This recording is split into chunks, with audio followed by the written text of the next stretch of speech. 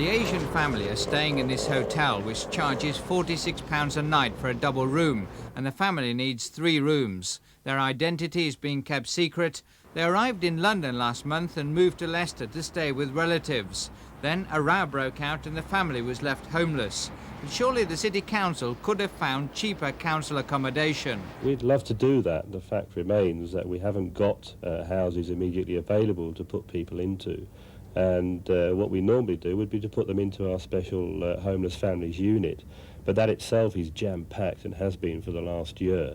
So we're forced to resorting to bed and breakfast, which I think everyone would admit is a very expensive option. And it's certainly far cheaper to build houses and put people into houses, but the government doesn't seem to see the sense of that argument. Surely, though, you could have found somewhere cheaper than a first-class hotel. Well, we could have put them in a tent on the local park, but the fact remains there are a family, 5 children, the youngest is 5. There's an elderly person, 69 years old, and therefore you can't just throw them into depressing or poor accommodation. The Tories say they're not suggesting the homeless should be housed in a tent, but they're at a loss to understand why the family has to stay in a hotel. There are 990 council houses standing empty in Leicester, and I'm sure they could have found one that was in a fit state to have put them into, probably with an hour or two's work from a couple of tradesmen. Labour says that isn't so. There isn't anywhere fit for anyone to live in at the moment.